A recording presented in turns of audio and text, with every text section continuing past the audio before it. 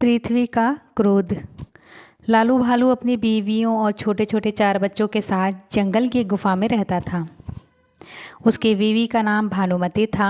उसके बच्चों का नाम था मोना, निक्कू, रोमा और मीनू। सब लोग बड़े प्रेम से रहते थे। एक दिन जंगल में एक जानवर शहद बेचने आया। वह जानवर बंदर था। बंदर की भालू से बहुत पक्की दोस्ती थी। उसने भालू को एक बड़ी शीशी शहद दिया। भालू बहुत खुश हुआ। उसने बंदर से कहा, कल तुम मेरे यहाँ दावत खाने आओ। भानुमति प्रसन्न होकर बोली, देवर जी, मेरी देवरानी और बच्चों को भी लाइएगा। भालू ने जंगल के सभी पशु पक्षियों को भी दावत के लिए बुलाया था। दावत खाने के बाद बीवियां तो गुफा में बैठ के बातें करने लगी और आदमी लोग बाहर चले गए। वे खेलने लगे। बच्चे भी अपने पिताओं को खेलता देख बाहर आ गए। खेल देखने में उन्हें आनंद आने लगा। कभी वो ताली बजाते, कभी शोर मचाते, तो कभी उछल उछल कर हंसते। उनके पिताओं ने पहले फुटबॉल खेली। फुटबॉल हाथी जीत गया। फिर उन लोगों ने पतंगबाजी करनी शुरू की। बंदर ने हाथी की पतंग काट दी। हाथी ने सबसे कहा, अब आइस पाइस खेलेंगे, देखते उसमें कौन हारता है। बंदर चोर बना। हाथी, चीता, घोड़ा, भालू, कुत्ता, बिल्ली, कोयल, मोर, तीतर, बीज, चील, कबूतर, नीलकंठ आदि छिप गए। बंदर ने सबसे पहले हाथी को पकड़ा, क्योंकि वह बहुत बड़ा था, छिप नहीं सकता था। फिर इन लोगों ने ऊंचे नीचे खेलना शुरू किया। खेलते खेलते जब ये लोग थक गए तो सुस्ताने लगे। भालू ने कोयल से कहा, कोयल रानी, आज जो आपने गाना सुना दो। कोयल गाने लगी तो मोर नाचने लगा। मोर को नाचता देख भालू और बंदर भी नाचने लगे, पर और लोगों ने उन्हें नाचने नहीं दिया। बेचारे चुपचाप मन मार के बैठ गए। मोर ने अपना नाच खत्म किया ही था कि एक आइसक्रीम वाला आ गया। लाल पीली हरी नीली आइसक्रीम सब ने खाई।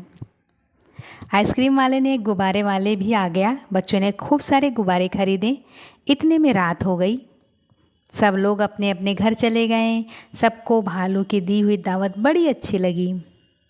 उन्होंने दावत की तारीफ़ की और सोचा कि अब वे भी वैसे ही दावत देंगे। अपने घर पहुंच के हाथी को सर्दी हो गई, क्योंकि उसने बहुत आइसक्रीम खाई थी।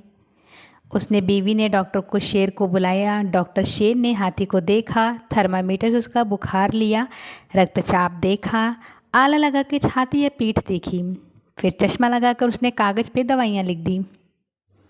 भालू की बीवी की ओर देखते हुए कहा, आपके पति को निमोनिया होने का डर है, मैंने दवाई लिख दी है, ठीक समय पे दे दीजिएगा। अभी एक इंजेक्शन दे रहा हूँ, शाम को फिर से दूंगा, कम से कम 12 इंजेक्शन देने होंगे। डॉक्टर शेर तो इंजेक्शन दे के चला गया। उसके बाद हाथी को छींक पे छींक आने लगी। वो अपनी बीवी पे बिगड़ गया, तुमने गलत डॉक्टर को बुलाया, मैंने इसे इलाज नहीं करवाऊँगा, इसके इंजेक्शन से मुझे छींक आ रही है। बीवी चुप रही। उसने सोचा बीमारी से बहस करना ठीक नहीं है। वह डॉक्टर की बताए हुए अनुसार दवाइयाँ देती गई। हाथी पहले तो दवाई देखकर बिगड़ जाता, फिर खा लेता। 10 दिन बाद हाथी ठीक हो गया। उसने बीवी को बहुत अच्छा लगा। वह उसके चिड़चिड़े स्वभाव से थक गई थी। उसने भगवान से कहा, भगवान, बीमार का स्वभाव मत बिगाड़ा करो। जब हाथी बिल्कुल ठीक हो गया तब चीते ने दावत दी।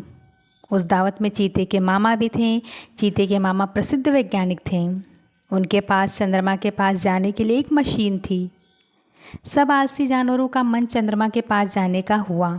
बीवियों ने मना किया, वहाँ मत जाइए, वह पितृलोक है। आलसी जानवर बिगड़ गए। हम लोग पढ़े लिखे हैं, सब समझते हैं, तुम लोग मूर्ख हो, अनपढ़ हो। बच्चों और बीवियों को धरती पे ही छोड़ के आलसी जानवरों ने एक विशिष्ट पोशाक पहनी और मशीन में बैठ के चंद्रलोक के लिए रवाना हो गए। चंद्रलोक पहुंचकर उन्हें बड़ी निराशा हुई। धरती से प्यारा दिखने वाला चंदा मामा उन्हें बिल्कुल भी सुंदर नहीं लगा। ऊबड़ खाबड़ चट्टानी जगहें, पहाड़ और गहरे और चौड़े गोल गड्ढों से भरी हुई थी। वहाँ न सूरज का फैला हुआ प्रकाश, ना ही हवा थी, ना ही पानी।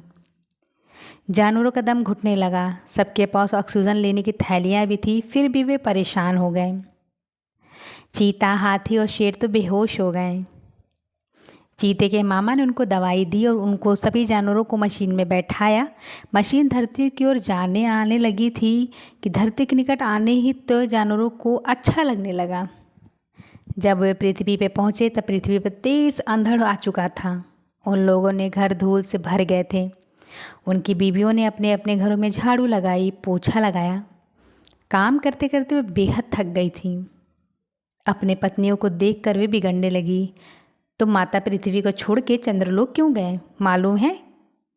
माता को कितना गुस्सा आया था। जिनकी तुम देर से बाहर हो उतनी देर तक उन्हें मुझे धूल से आंधी निकलकर हम लोगों को धमकी था।